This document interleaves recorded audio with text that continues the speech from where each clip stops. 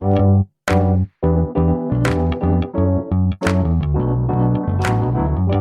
by Riverside.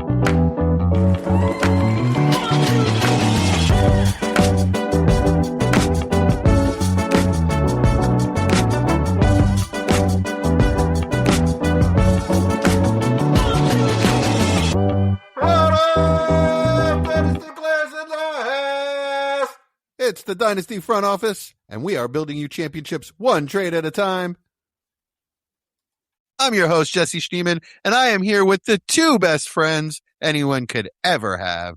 That's right, we're back, starting with the auspicious Austin Bell. How you doing tonight, Austin? Jesse, I'm doing phenomenal, man. Back at it. It's football season. My team plays this week, or at least some form of them. So I'm good to go, man. How are you? Just a preseason game this week? Yeah. Hall of Fame game is Thursday night. It always sneaks up on me. That's awesome. Right on. It is time. Cool. Try not to get anybody hurt. I know that's right. That's all I care about in the preseason. And my main man, Chad Mendoza. How you doing tonight, Chad? I'm great, man. I am fantastic. I'm ready to watch some football, ready to talk about football. Man, it's been too long. It has been too long. It's been a couple months. I didn't really truly believe we could stay away for this long, but we did. Yeah, I mean, I enjoyed the break a little bit, but yeah, it's time to get back to it. Yeah, I did as well. Been to the beach a bunch of times. Main vacation is at the end of the month. We're going to Lake Tahoe. I've never been. Yeah, I've only been through Nevada and California. I've never been really been to. So exciting for me. You guys got anything coming up? Nope. Football, work. Yeah. That's about it. Right on. All right, Austin, why don't you tell people where they can find us when we're not podcasting? Yeah, man. Find us at YouTube and Facebook at Dynasty Front Office, Twitter and X at Front Office FF. And as always, the description for the Discord, the Discord is in the description.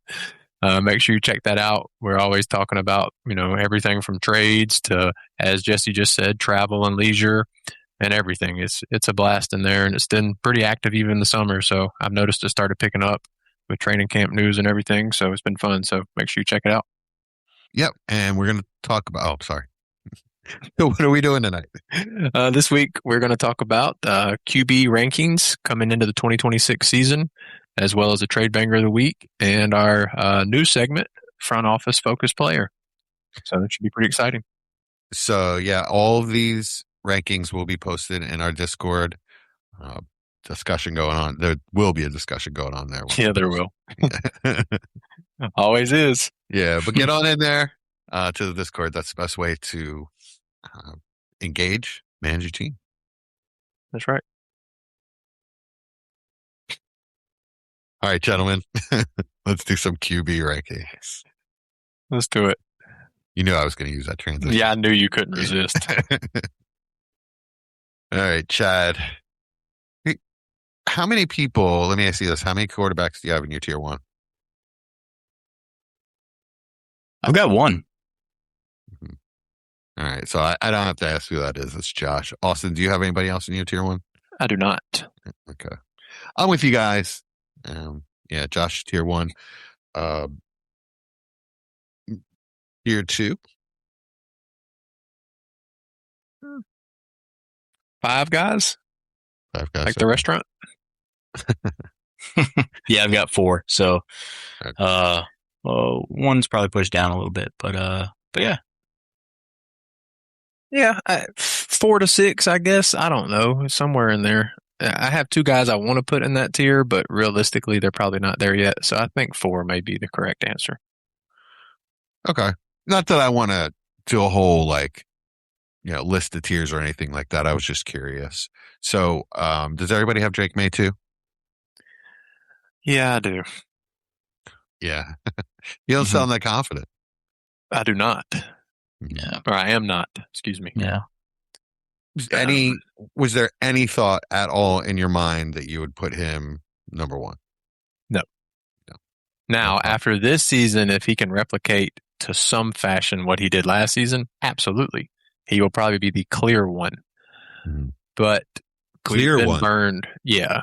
we've been burnt. He's what, 6 years younger than Josh Allen? Mm-hmm. 7 years younger? I mean, just that alone is going to make him. But then you have to weigh that with, all right, so you're getting a younger guy, but is he going to win you a championship as easily as Josh Allen? I mean, he's a wagon. He's going to tow your entire team. Till he doesn't. I mean, he'll be 31 next year. Mm-hmm. That play style can only last for so long. So that's why he wouldn't be the 101 if the situation happened. But like I said, we're a whole season away before that discussion has to be made. Chad, do you think he's that close? I mean, it's completely dependent on the season, right? And it's tough to predict. A player having back-to-back seasons like Drake May had in his first season, which makes it really hard to rank him as a second overall quarterback. But with some dips in the older veterans, he's kind of there by default, but I wouldn't bet on him taking Josh Allen's place after the season. I think maybe that's a couple years down the road if he does, actually maintain some kind of form here. But yeah, it's going to be tough. I think it'd be easier for him to fall down the list than to move up the list. Yeah, I think so too. You know, but yeah, it's just, I think it's easier for any of these guys to fall, right? That's what makes Josh Allen so special, is that this is like the 6th, 7th year that we're seeing a QB1 or QB2 finish in a row. It's unprecedented. He's just, easy going every single year. You can depend on him, and you just can't find that at the quarterback position. Yeah, it used to be Josh and Pat. Now it's just Josh.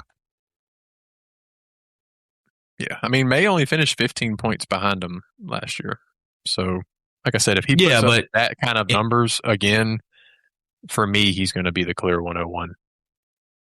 Yeah, I don't think anybody doubts that. I was just saying, like, it's kind of hard to predict that because it just doesn't typically happen for quarterbacks having those kind of seasons back to back. That's what makes Josh Allen who he is. Yeah.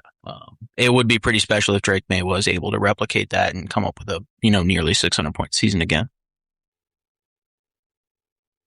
Okay. Yeah, my biggest concern with Drake May is that, maybe he just doesn't have as much magic this year. Maybe A.J. Brown, well, we'll get to him later in our player profile focus, but what if he really has lost a step or is a day closer or a year closer to being washed and didn't really add anything to that offense? And, what if he regresses a little? We saw it happen to Daniels, an injury, offensive line doesn't play that great. It's a slippery slope for Drake May. For sure. Yeah.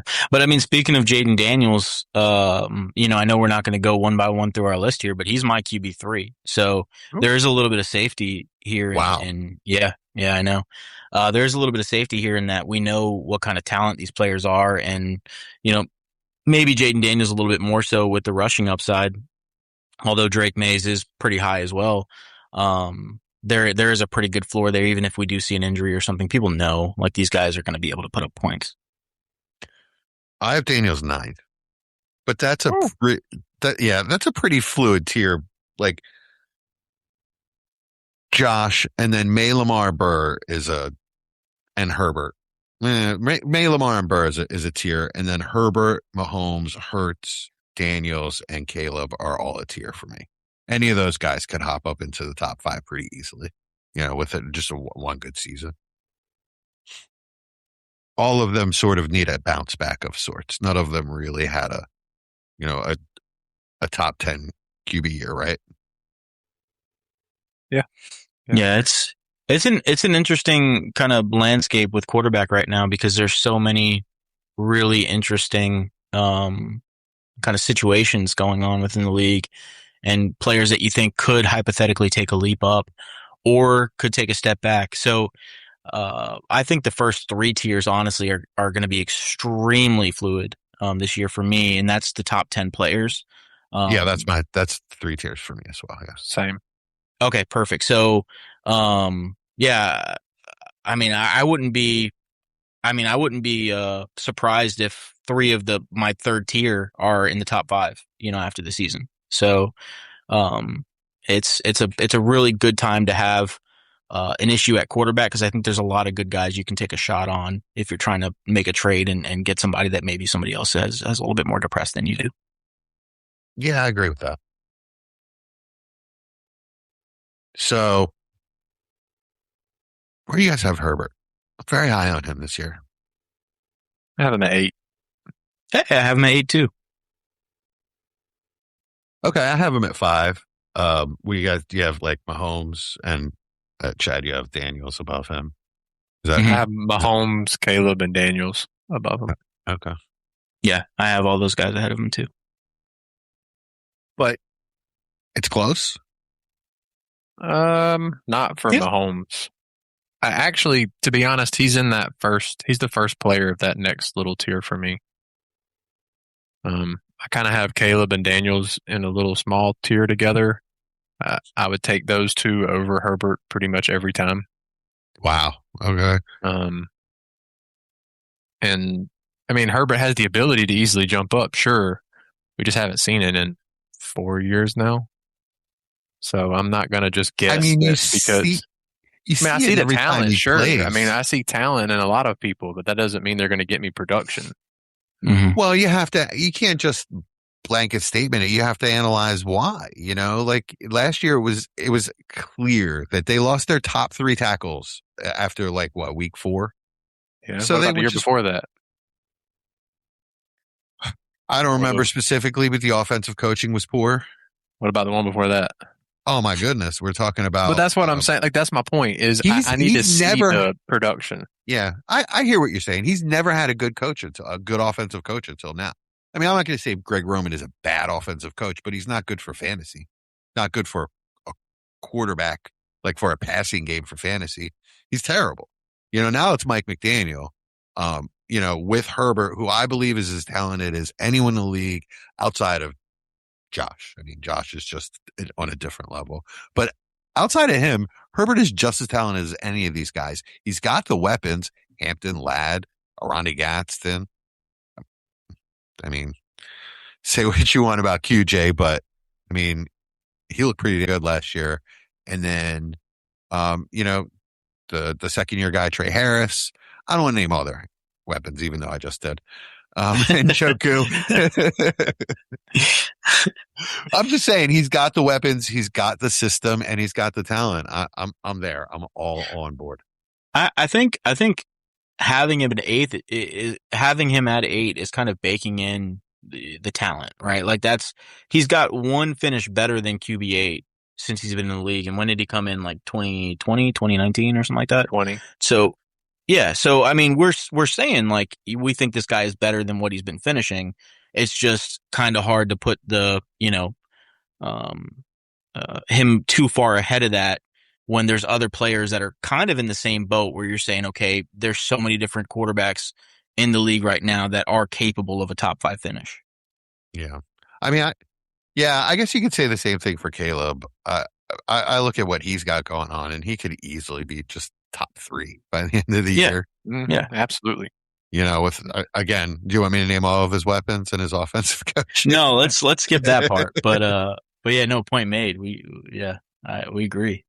Yeah, so I see those guys in similar fashion. I just think that marriage of McDaniels and Herbert is but it's likely a 1-year marriage. So I mean, that's cool for this year. And in redraft, Herbert would be my QB of choice. But that's not what we're playing here. Yeah, but then you get that crazy value spike, and you trade him at whatever value you need to. Yeah, you trade him for Caleb plus. The inverse is a problem as well, though, right? Like, let's say he has his typical QB10, QB12 finish or later even, right? There's going to come a point where people are just going to say, the guy's not doing it. He's not doing it, and his value is going to drop.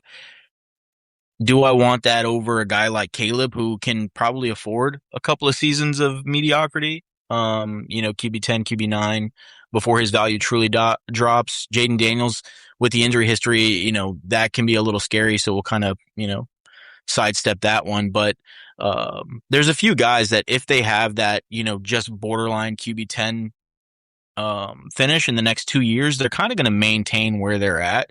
Herbert, I don't know. I mean, I don't know if he can afford that. Yeah, I mean, I have him Interesting above call. Jalen Hurts, Jesse. I mean, what else do you want from me? I'm most Even of though these Hurts guys. has outproduced him pretty much their entire careers. Yeah, he's one of the toughest guys for me to rank is Jalen Yeah, Hurts. same here. I have him as at QB9, and I kind of want to put Me him too. higher, but it's hard to put him ahead of Justin Herbert or Patrick Mahomes or Joe Burrow. I have him at 8, so we're pretty similar on Hurts. Yeah, I agree because he stopped running last year. So we all expect that we think that was a coaching thing, but we don't know. We don't know But he for still sure. outscored Herbert. Okay. But that's kind of my say. Like, even a bad Okay, year. but like, the Eagles didn't have the same, like the level. The Eagles had bad problems on offense, but not the level that the Chargers had. Yeah. I mean, if Hurts doesn't go back to the same level of rushing, it's going to be trouble. I mean, I do think that he's going to put up better passing numbers than he has, but it's always been like his rushing touchdowns that prop him up. And if he doesn't get those, he's in trouble. Yeah. That's the scariest part about him. And that's why, going back to these conversations, sometimes it's not just about the stat line. Sometimes it's looking at the game, looking at the production and how they're getting it. And how how the actual production is trending and saying, with a guy like Jalen Hurts, like, do I believe he's going to be a top 10 fantasy scorer for quarterbacks probably every year that he's on the Eagles for as long as he's on the Eagles? I think so. But do I want to pay the QB3 price for him, which you would have had to pay last year, the year before, when I know this is predicated pretty much based off the situation entirely? Yeah, I mean, it's going to be rough if Jalen Hurts doesn't get back to running the ball. So it was really tough. But if you're able to get him at QB10, QB9, QB8 prices right now, I think that's great. That is a great price to buy in on him. Yeah, I would love to flip T-Law for Hurts. Yeah, me too. What's the risk with T-Law? He goes back to who he was. I mean, we see so much QB variance year to year. True. Why am I going to believe that his rushing that happened all of a sudden? Sure, it could be linked to Liam Cohen, and if we see it this year, maybe it is. That wasn't all of a sudden. He's always had that in his bag. Lawrence is like the polished Sam Darnold. Yeah, he's like Sam Darnold, but somebody polished him up. Everybody kind of loves him, but he's more athletic and has a better arm. Darnold's pretty athletic. Darnold's got a good arm, but I mean, Trevor's very athletic. I'm more so talking about the production side of it. I'm not talking about their specific talents. The production is just up and down with him. We don't know what he's going to look like from game to game. Typically in a season, last year was magical. We hope he can reproduce that, but there's also a lot of question marks in the offense, right? Like, we don't know what that offense is going to look like. We don't even know who the top 2 wide receivers in that offense are. Or the running back. Yeah, or the running back. Well, we don't know the hierarchy, but we do know that it's talented. Yeah, but I mean, it's just hard to base paying a substantially higher price on a quarterback you could have gotten for a lot cheaper the year before, when there still are so many question marks. Typically, when you see a pretty big value jump and a pretty big production jump, you can kind of figure out the reason why. I mean, I don't know. It's just kind of still a messy situation in my eyes. He had 2 less rushing attempts than Jalen Hurts last year. I don't even have Trevor in the same tier as Jalen Hurts. He's a tier below. Yeah, me too. Me too. Should we talk about the next group? Yeah. So for me, it's and tell me if I need to take out or add some players, but for me, it's like Lawrence, Darnold, Purdy, Nix, Dart. And I don't know if I want to put Love in that tier or not. I mean, I have the same names, but considerably different order. Well, you could scramble that order up and I'd be fine with it any way you like, to be honest. I bet you wouldn't, because I have Dart first in that. And I don't have a problem. I don't have a problem with that. Okay. Yeah. He's my 10. I've got Dart at the bottom of tier 3, so he. My last guy in the tier. Mike Chad. I think that's internet. No, I think it's Mike. I think he hit it. But yeah, All right. So I have. So you're saying, that if you have him clearly all right, you're just saying you have clearly him at the top of the. Yeah, like you're not saying I would take him over every guy each time. Why? Like he's high. So I thought about this. I'm going to ask y'all later, but he's the quarterback I'm most excited for going into this year. I think he might be one of the most dangerous quarterbacks, but he also has an insane ceiling for what we can see on a fantasy side. Chad's back on. Okay, sorry about that, guys. That's okay. No problem. Yeah, so I was just saying I have Dart in the bottom of my tier 3. He's the very last guy, so I have him QB 10. And my tier 4 is very long. So mine goes from 11 to 22 is my tier 4. So what I like about him over some of these guys is the elite wide receiver option. Yeah. There's just nobody else has neighbors, but Darnold has JSN.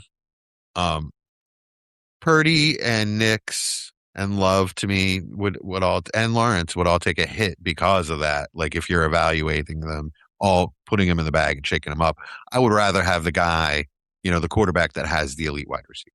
So I could see having Dart at the top. The concern for me is that his rushing stuff really props him up, right? And the passing analytics were not great. I don't want to say ugly, but they're not great and not strongly predictive of great passing numbers.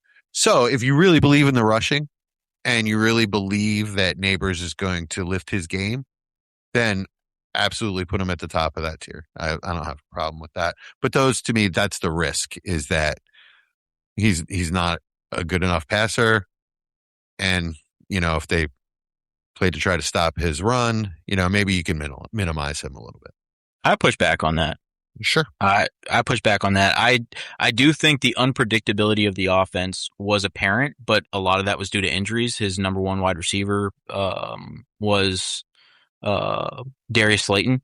And then, guys that were his wide receiver 2s in the offense were guys that were picked off of practice squads. So, well, he had Wandale. No, but Wandale got hurt. Wandale put up a heck of a season. No, I don't think so. No. I'm sorry. I'm thinking the year before. So, Wandale did have a good season. So there was Wandale. Darius Slayton was number 2. Darius Slayton got hurt. And there was some. Sorry, I should know this. I'm the Giants fan. But a lot of the guys that were, in the offense were guys that were picked up on the practice squad. He was making a lot of stuff happen himself. And so, a lot of it was out of structure and just kind of playing backyard ball. But he was a truck. He was pulling that trailer for the entire team all season long. So, and when Scatterbo went down, it was even more so the case. I thought I saw not just a franchise quarterback, but a really high-end franchise quarterback. I'm excited for what he looks like in a more structured offense with more talented players on the perimeter, and also Scatterbo back, because their chemistry was pretty awesome for a running back quarterback tandem. They are gonna run the football a lot, I think, this season, but I think Dart's gonna be able to do more with more this year, which is how it should be. Yeah, the weapons are obviously a huge upgrade at this point, but the coaching is Nagy, right? Not really been conducive to downfield passing attack and big passing numbers. That gives me a concern.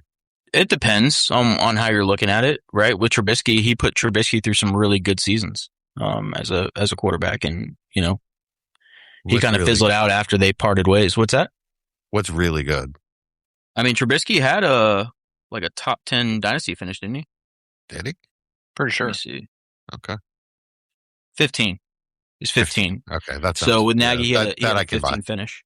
Well, if Dart finishes 15, that's not, that's not. He's a much more talented player than Trubisky. That's not what I'm saying. What I'm saying Agreed, is Trubisky is a very bad quarterback who actually looked like a pretty good quarterback that year. So yeah, I mean, and that was in 14 games that he finished 15. But yeah, so I mean, I don't know. Like, yeah, people make of it what they will with him going back to Kansas City and Kansas City's numbers going down. But I think that's people trying to make things out of nothing or drawing conclusions. Everybody knows that's Andy Reid's offense. It's not, it's not anything Nagy's doing in that offense is making it worse. That is Andy Reid's system. That's Andy Reid calling plays. It's an Andy Reid offense. The problem with Kansas City is that they've become so poor from a talent perspective, outside of Patrick Mahomes, that it's catching up to him. So before that, he was in Chicago and it did not look good. Oh, Chicago. I mean, it was Chicago. Like, their players weren't good. Yeah, but he had Fields. I get your reservations, Jesse. It's just we don't know. I mean, there's no way to know that. So I think the hope is the talent of the QB outdoes the situation of the offense with the talent of the receiver. Yeah, I don't want to come out too negative on Dart. I really like Dart. I pay a high price for him. Just wanted to throw out the, where it could go wrong for him. Jesse, you had Darnold, I think, second in the tier. Is that right? That's right. So is it 11th is for you? Yeah. What was his finish? 13. Okay. I don't see the ceiling. No. That's kind of why he's at the bottom of the tier for me. I just think he's going to finish. What number is he for you? Because I'm probably even lower. Okay, he's 21 for me. Ooh. I mean, I like the security of him. That's why I have him over the next group of guys. And I do think having JSN helps a lot. But I don't see the ceiling. I think he's the perfect QB2. I think he's a locked-in high-end QB2, and that's... But you're having him as a QB1. Okay. That's kind of why I'm like that. And I know you said it's a fluid tier. I get it. It is.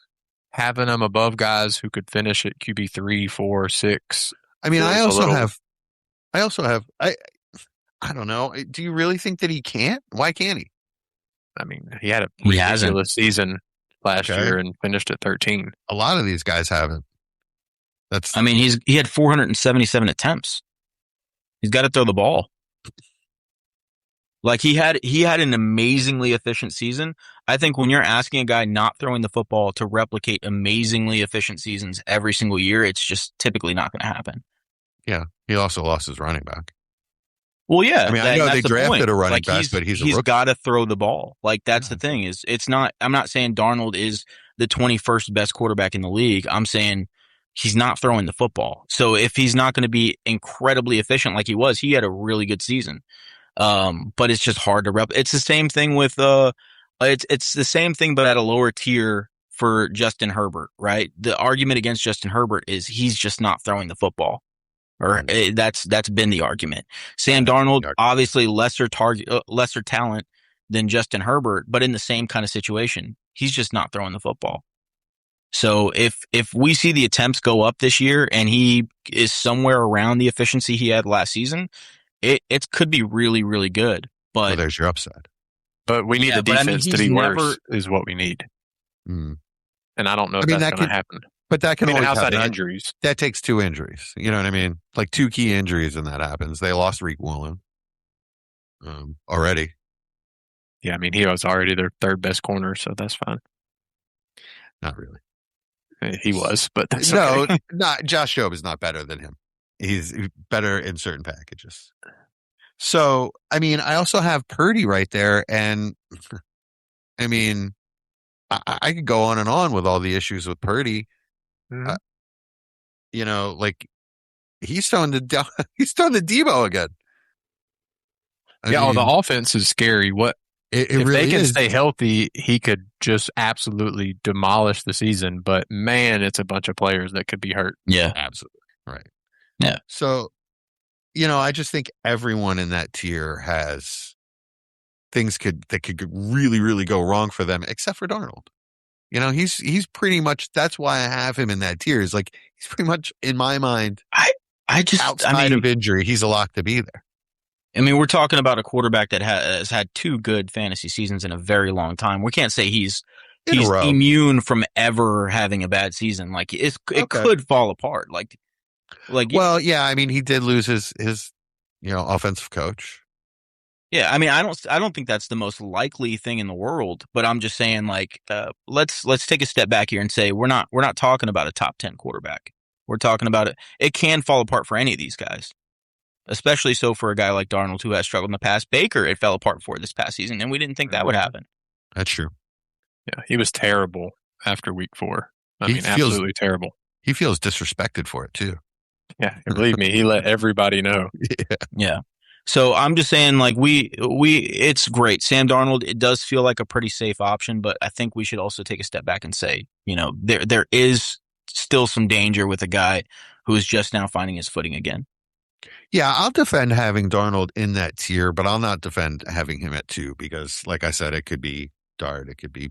Yeah, that's fine. I guess my thought process is I would rather have the ceiling than the floor. So that's why I would rather have Dart, Lawrence, Nix ahead of him. Fair. And I even have Fair Jordan point. Love ahead of him, but Yeah, I have Love ahead of him too. I think he's a considerably higher asset possibility. I was going to ask you guys about that. I struggle to even have Love in that tier. Wow, he Yeah. outscored Darnold last year. Did he? Yeah, Yeah. by 1 point, but he By outscored one him. point. I mean, talk about another guy that needs to throw the ball. You know, Yeah. that's kind of my issue with him. I mean, he's throwing the ball at the same rate as Darnold. He's in the same boat. Now, the thing with Love, though, is Love has had a season with throwing the ball almost 600 times. Like, we've seen that from him before. That's just a conscious choice. We haven't seen that from Darnold. Okay, I'll put Love in that tier. Is there anybody else? And he missed the last 3 games. Yeah, that's true, too. Anybody else I need to put in there? No, I'm fine with what you had. I mean, like I'm I said, assuming my Chad tier 4 I was is about to 22 say. it goes down to 22. So from 11 to 22, I've got a ton of people. It's just a tier of guys that either have a pretty high upside, in my opinion, or have a really safe floor. One of the two. So my tier goes from Nix to Baker Mayfield, essentially. I could probably split that in 2 because I almost put Nix in a tier of his by himself, to be honest, because I don't know what to do with him. See, I He's put a guy- Mendoza in a tier by himself. Did you? Okay. Yeah. It's weird. I have like Cam Ward, Mendoza, and Stafford next to each other. That's it's crazy just, to me. Yeah, well, this is the problem with making linear ranks. Well, it's like Dynasty. You're not telling me there's in any world where you would nearly pay the same for Fernando Mendoza as you would Matthew Stafford. But then after that, there's nobody else. Yeah, Matthew Stafford's in my tier 5. But that's where it He's falls I off. have him the- at 27 for me. But he could win you a championship this year. Sure. Yeah, he can. He can And win then you a retire. championship this Mendoza's year. not going to do that. Or he could He lose could. you, or he could get injured week 5 and lose you. I Andrew struggled retires. so hard where to put Stafford. So like the quarterbacks after him are also So old. would you trade Goff, Ty Dak, Simpson? Baker. for Matthew Stafford? No, but Okay, well then there's your ranking. He's below Ty Simpson. Where do you have Matthew Stafford in your ranking? What number? I'm taking him off my board. Okay, because I'm like, it sounds like you have him where I would have like Dak. Yeah, that's For the exactly reason where I that have he Dak. can win you a championship, but you still got some years left. How old's Dak? 34. 32, 33, Yeah. something like that.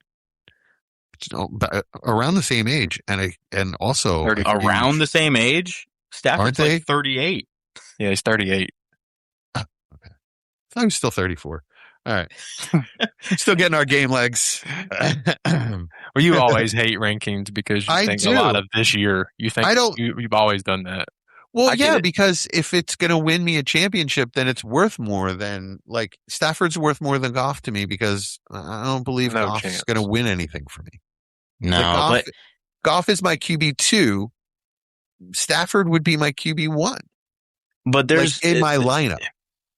yeah, That's but why I there's struggle. That's why I'm taking him off my board. That's why I there's struggle with there's where to put. there's something to be said for a player losing all of his value potentially after a season rather than a guy who can give you very, very productive QB2 years for the next 4 or 5 years, which is very, very valuable. Okay, So- so all right, so let's compare Stafford to someone like Stroud or Kyler, who is a lot younger but also may not have a job in 2 years. I mean, I think they're at least comparable at that point. I have Okay. them not too Well, far then- apart. I have Kyler and Stafford neck and neck, actually.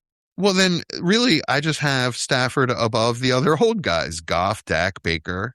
And the young guys, the Mendoza, Ward, No. I had him Young, above, below Mendoza, dude. Come on. and Shuck, and Young, Shuck. and Ward, and No, Daniel Jones. no, Oh, I do not. Just Shuck in that list. Yeah. I've got Stafford below all those guys except for you're gonna hate me for this, Austin, but I've got him ahead of Bryce Young. That's you're out of I them. I mean, get it. There you are. Stroud, Kyler, Bryce Young are all kind of. I've got Stroud higher than you guys. I think I got him at 19. All right, sell me on why Stroud over Bryce Young. Let's go ahead and get. I mean, I've just seen it. I've just seen it for a year. I'm just hoping he can piece it together. If I can buy him for that price, it's just more like hope than anything else. Fingers crossed. Bryce has just been incapable of putting it together any of his seasons that we've seen him in the league. I still believe in the talent. I have plenty of shares, so it's not like I'm selling everything for nothing. But if I was going out and looking for a share fresh today, I'd probably go a bunch of other places. I would go a bunch of other places before I went into the Bryce basket again. That's been it's been a nightmare. I haven't really dealt with much Bryce. I have one share. I mean, it's been a mid QB2 the past 2 years. As ugly as it's been, he's been a mid 19 and 20 the past 2 years. Low end. Yeah. I mean, it's just with how long can they keep this going? Right. Yeah, I mean, I don't disagree with you. Stroud and Kyler in the same boat to me. Neither one of them got an extension, so that tells you what the teams think. I think that both of them will get another shot with another team, but then they, it could be Geno territory till they get another shot. You know what I mean? Yeah. I think it's more likely to be a Darnold or a Baker thing than a Geno, but sure. Well, both of those guys started to have success. That's what I'm saying. You have to when have they left the team they were on. That's what I mean. On the third team they were on. Because Darnold didn't come to the Panthers and succeed. You know what I'm saying? Baker didn't come to the Panthers. Baker didn't. It wasn't until he went to the Rams, I guess. So really, what we're saying is it really don't go to the fault? Panthers? It's not Bryce's fault. You're correct. I have Kyler in the same boat as those two guys. I mean, maybe Kyler gets one more chance, but it's kind of the same thing, right? I've got Kyler at the top of my tier 5. I have him above Stafford. I have him above Daniel Jones, Bryce Young, even Ty Simpson. I think Kyler's the one quarterback in this tier for me where I'm like, maybe Daniel Jones too, but could see a pretty significant value increase depending on their play this season, just because of the situation. Everybody knows, what that offense has looked like pre JJ McCarthy. Kyler at spots has been a good quarterback. He hasn't been one lately, but Arizona's also been kind of a mess, to be honest with you. So we'll see how much of that was the situation holding him back. I think he has I think he has a higher upside than any of the guys that did move places and succeeded, like Baker Mayfield, Sam Darnold, Geno Smith, any of those guys. I see more talent with Kyler Murray than I do any of those guys, to be honest with you. So, or from what I've seen in the league, not college, but they were all high first round picks. I mean, Baker and I'm talking about from what I've seen in the league. Like Kyler has been a pretty good quarterback in the league. He has been a pretty good quarterback in the league. It's just fallen apart as of late, and Arizona hasn't gotten any better. So we'll see. I mean, if situations do mean that much, and we have seen they do mean a lot, then maybe he can come back to form. And we have seen he can have a high rushing floor. He can have pretty decent passing game, or can support a pretty decent passing game, and it doesn't hurt having arguably one of the top 3 wide receivers in the league, if not top 2.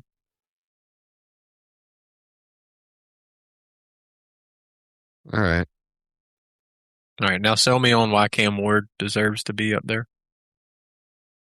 Up where? I mean, Cam Ward's he's 15 for me. It's just production. I mean, not production. It's just projection. I just watched him and I thought he looked pretty good. In spots, and you can kind of see what he could be. And I also like the wide receiver they brought in through the draft. So, we'll have to see if it comes together. I also like the addition of Wan'Dale Robinson. I think there's something to be said for having a group of wide receivers, to support a young quarterback. And now at least they have the semblance of that. We'll see, how the rookie turns out. But Wan'Dale Robinson is a good wide receiver too, if not one of the better wide receiver 2s in the league. That's not just, wide receiver 2 in name only, but really a wide receiver 1. Like the true wide receiver 2s, I think he's one of the best in the league. And competent coaching makes all the difference in the world. We'll see. We'll see if it's competent coaching or not. I think Robert Saleh was a good coach till he got Aaron Rodgers shoved down his throat. He's a great defensive coach. We'll see. I think he was a good head coach until he just got submarined. They brought in Rodgers, and who was his offensive coordinator that he insisted on bringing with him? That was the Broncos head coach. Hackett. Yeah. Once that clown show started, Saleh really didn't have much of a chance. Yeah, I mean, it's, he was driving it, though. I don't think any of those were his decisions. I don't know about that, man. You got Woody Johnson with his finger on the pulse there. And you look at Daboll, he may not have been a good head coach, but he's a heck of an offensive coordinator. I think he'll do wonders for Cam Ward. That's the excitement for me is, besides the obvious upgrade in weapons, the offensive coaching is going to be good, at least NFL level, which it was not last year. Oh no, that was a terrible situation. All right. I mean, the rest of these guys, to me, it's just like the rest of these guys, I don't really see anything exciting here. Is there anybody that you want to talk about with like Penix, Willis, Tua, Shadur? They're all below Stafford for me, so I don't really care at that point. Ty Simpson. He's just a weight. I mean, he's a cool hold. But that's all for me. I'd like to bring up Shuck. Where do y'all have him? I struggled with where to put him. I don't know. So I have him just below the Baker, Dak, Goff tier and above the Kyler, Bryce, Stroud tier. I have him 17 right behind Fernando Mendoza. So for me, it's 23 behind It's 22 for me. I'm much higher on Dimes than you, Chad. I have him 19 just because I saw it be elite last year. So if he's healthy, I think it goes right back to that. Yeah. For me, it's just the injuries. Yeah. I think the injuries are significant and have been significant, and that's the problem. So, I mean, if they weren't, I'd have him much higher. I'd have him like probably low end QB1. Yeah. For me, you guys know, I believe in the player, to be good in a good situation, especially for fantasy production. But I mean, he's injured every single year. This is a new Chad. Hates Bryce, hates Danny Dimes. No, I like Daniel Jones. It's just, when I'm buying a player, I'm thinking, it's.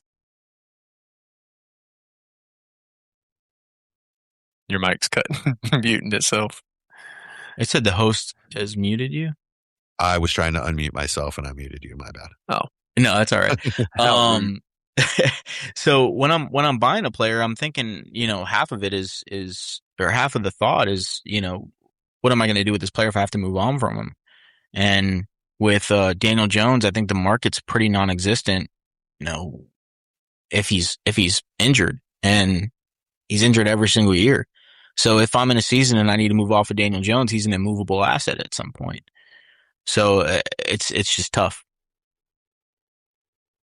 Yeah. Thank you, Jesse. I'm so happy you put that up. Well, what did it say? Jamie was nice in the comments and said Bryce needs a step ladder to see over his O-line. Yeah, I mean, He needs to do that It's thing, true. that thing that Brees used to do. There was a Breeze. I mean, yeah, they're a half inch apart, so I don't think he had much trouble. there was a guy. There's a guy got like leg extension surgery. Yeah. I wonder if that's an option. Well, I mean, like 7-8 inches. Not We much. just get him. We can get him a periscope. I can't talk much. We're the same height. I'm just not a professional quarterback. So Oh, what is he? 6 foot? No. 5'10" and a half. 5'10" and a half. Yeah. that's how you know. That's how you know You're you're short, short. yeah. When you have to throw the half in there. The half. I do it all the I time was in the doctor office. I used to say I was 5'10" and a half all the time. But my spine compressed, and I'm like 5'9" now. Crazy. Not even kidding. I'd shrunk it an inch and a half. Nuts. I'm not short. My spine compressed is that's an option. That's an option. You can go with that choice. Definitely a choice. Yeah. I'm gonna start using that. Like, no, you guys should have seen me before my spine compressed. That was I do have the hand gimpiness to back it up. All right. Anything else on QBs before we go to overtime? Nope. Oh, here's one. Who was the hardest person in your ranking to rank? Stafford. Besides Stafford, we talked about him. All right, let me look. Probably Mendoza. I think I moved him 3 times. Mendoza. Okay. Yeah, that makes sense. Because initially I had him below the vets like Goff, Dak, and Baker. And then I was like, wait, there's no way I would trade either one of those guys for a top 5 pick in this class. So I moved him back up. Chuck. Yeah. He's another tough one. Mine is Tua. Really, really had a tough time with Tua. And the problem is 27. I have him 29. 29. Okay. Yeah. Oh, sweet. Okay.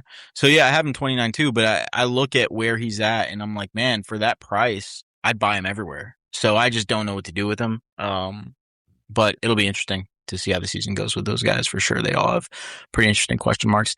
One more question before we go, from each one of you. Who do you think either up or down is going to be the biggest riser this season, or biggest mover, I should say, up or down this season? I want it to be Dart. That's who I'm most excited for. I think he has a top 3 ceiling, but we could also see him drop down with those Ward, guys, Stroud. We could see that kind of fall if he doesn't have a good season. I think it's Daniels. If he has any kind of injuries this year and doesn't look elite in between those injuries, he's going to fall really hard. On the other hand, if he just comes back and he looks like he did right away as a rookie and he stays healthy, he's going to solidify himself into the top 5. Yeah. Cam Ward's another really volatile name. Yeah. Cam Ward's an interesting one. The interesting thing about Cam Ward though is if he goes in and has like a decent season, just above average. Lost you. Oh, you're back.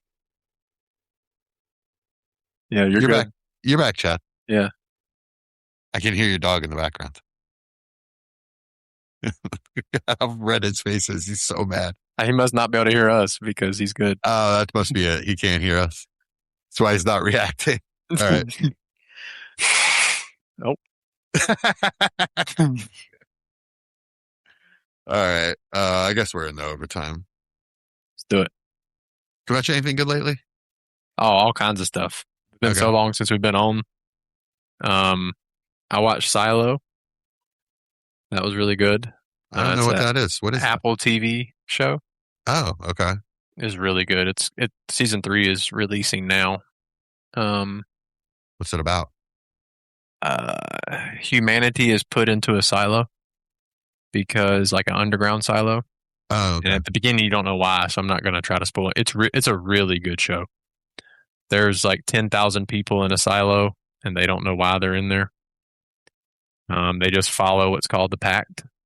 Oh. And obviously 10,000 people in an underground silo can, not go good. Yeah. So it's a really, really interesting. I think the time they believe it's like 150 years after what they think is a explosion and like the earth is toxic from chemicals. Okay. So It's really, really enjoyable. Like really good show. post-apocalyptic. Okay. I might check that out. Yeah. Apple TV is always at least worth a try. Most of those shows are really good. Chad, did you want to finish your thought? Oh, yeah. I was just saying with Cam Ward, the interesting thing about him is if he even has a season just a little above average, we could still see a pretty good value increase with him. So as long as he's not really poor again this season, as far as from a production standpoint, I think he could easily rise up boards because I think people generally want him to do really well, and people get excited by the kind of player that he is. Yeah. I mean, he's already at QB 16 on Keep Trade Cut. I thought that was quite interesting. I mean, yes, we can absolutely see him jump, but the names above, I feel like he can really only go so far unless he has a really good season. I have him 7. I have him 17, so I'm pretty close. I think I do too. So like, I'm not even disagreeing necessarily. It's just, I feel like we're already getting that hype. I mean, he would have to jump Love, Purdy, Nix, and then it's Hurts, Dart, Lawrence, Mahomes. I mean, those are hard names to jump without a really good season. I mean, I don't know. I think like a QB 12, QB 13 finish, I think he jumps all those guys if they that's have a really good season. I mean, that's a really good season. Yeah, as I said, a little bit above average. Average would be like QB 15, 16. Yeah. I mean, he was one of the worst quarterbacks in the league. Yeah, he was worse than Bryce Young's rookie year, which is mind-boggling to me, but almost every analytic stat backs that up. Hmm. And on the tape, I thought Ward had higher ceiling, higher flashes, but analytically, he had a worse year than Bryce Young his rookie year, and I watched every snap of that, so that's pretty All right, now we're in overtime. Cool. So I just watched an Apple TV show as well. It was Cape Fear. Yeah, watched that. It was good. I just finished it tonight. At least I mean, some of this stuff was kind of stupid. Amy Adams needs to go to acting school, but overall it was pretty good. Javier Bardem is one of the scariest people in Hollywood. I would not mess with that guy on my best day and his worst. How do you know every person's name? He's the guy from No Country for Old Men. Friendo. So just call him that. That's what I do. The guy from Old Country. His name's Javier Bardem. No He's a huge star. He's a huge star. Well, they're all huge stars. That didn't help me any, to be honest with you. Anyway, I mean, it's impressive. You always know their names. It is. I'm a fan. I don't know. It's weird because my wife and like my best friend are way better at this. So we sit around and they school me in this kind of stuff, and I sound like an idiot. So it's really weird. I'd be very quiet around y'all. Yeah, mine is the guy from the guy. Yeah, that's how I do it. That's what yeah. Or girl, the girl from, woman from. So Jamie asks, wasn't Cape Fear an old movie? Yes, it was. It was an old movie, I believe from the 50s, and then remade in the 90s with Robert De Niro. I do know that name. Yeah, I know Robert De Niro too. Good. That one didn't have to. And that was an excellent movie. So they took that movie and they made it into a series and they added all kinds of crazy twisted stuff. But yeah, I mean, if you're in for like a fun ride, I guess a lot of crazy stuff going on in that show. But that's not really what I want to talk about. What I want to talk about, Chad. You know what I want to talk about, Chad. House of what I Dragons. want to talk. Yes. House of the Dragons. Oh my God. So you good. already know what's going to happen though, don't you? Oh yeah, I know. I'm sure. No, but I don't know. I don't know because they've changed so much. Even the last episode, have they? nothing like the books. Yeah, They changed so much. It's not even funny. So I think the author's like legitimately PO'd at the writers of the show because he's like, this is no longer my story or whatever. But it's significantly different. So, did Sunfire die or not in the book? How are you going to ruin this for people? No. I don't want to spoil the books either. So yeah, they're just very different. If you haven't read the books, read the books because the books are incredible. So one thing I'll say, I appreciate you just explaining the Winter Wolves to me because they don't really do a good job of that. Yeah, they don't. You don't know what's going on, and then later or in this last episode, they reference the Winter Wolves, and my wife's like, "What's that?" And and you're like, "Well, let me tell you." I had to pause it. I was like, "Well, thanks to Chad." But like otherwise, I wouldn't have had any idea that those were the. I mean, I guess I could have guessed that it was the Starks or not the Starks, but the guys from the North. Yeah, the North because that's their sigil or whatever. But they could have done a better job with that. And there's a couple of things, just the way it's made, where you're like, oh, he's about to kill that guy. Like they're talking very pleasantly, but you're like, yeah, that guy's not going to make it through this conversation. You can just see the way it's very going. Like mobster-esque, you know, you watch the mobster movie and you're like, no, but this guy doesn't know he's done. Like, right. Like he's smiling and he's way too happy about that.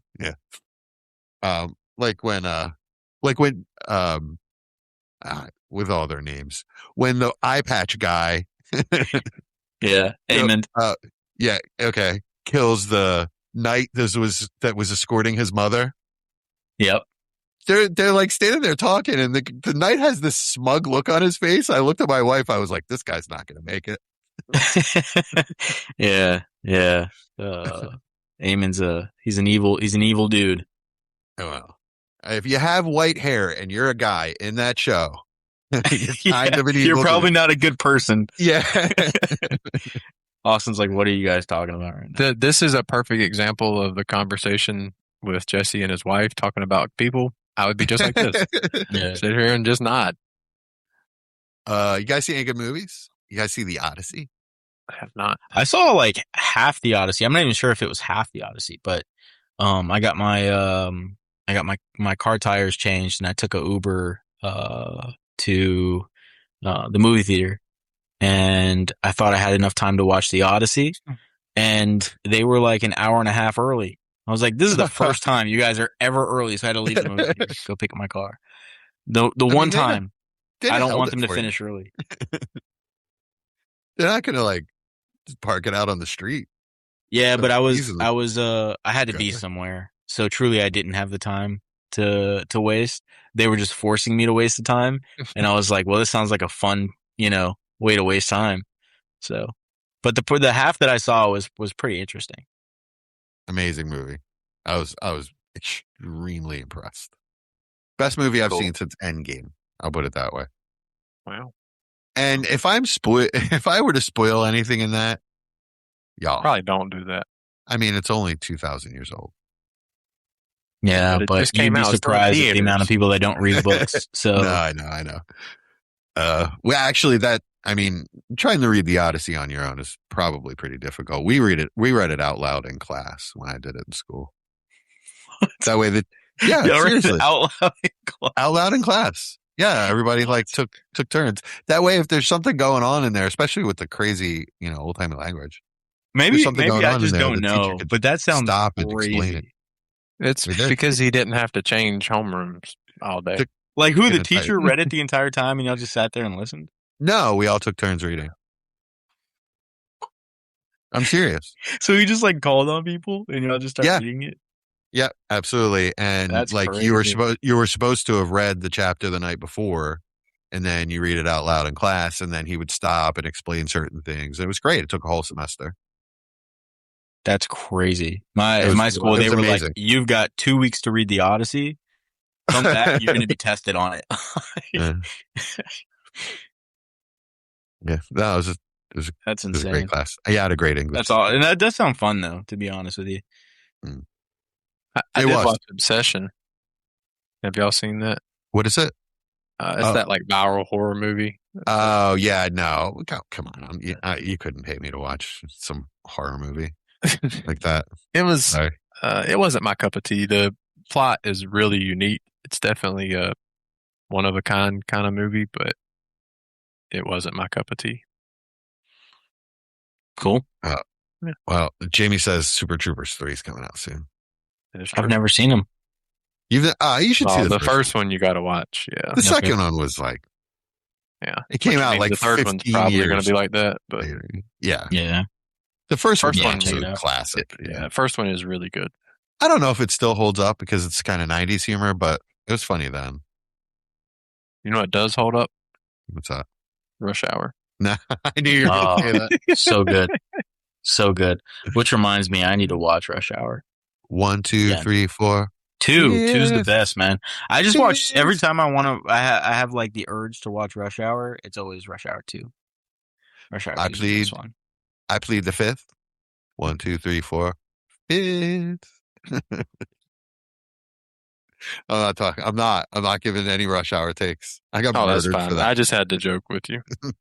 Yeah, and rightfully so. Though. I was just confused for a second because I was like, I'm 100% certain that's a Dave Chappelle skit. Yeah, which is also hilarious. That's in Rush Hour. No, that's just me pleading. I thought you were referencing the movie. I was like, oh, I'm not. I'm gonna let that go. All right, y'all. We got a trade banger of the week coming up and a player profile coming up. Do you have anything else for this episode? No, man. All right, and if you're with us live, we're not going anywhere. Just hang out. We got lots more coming up. Peace.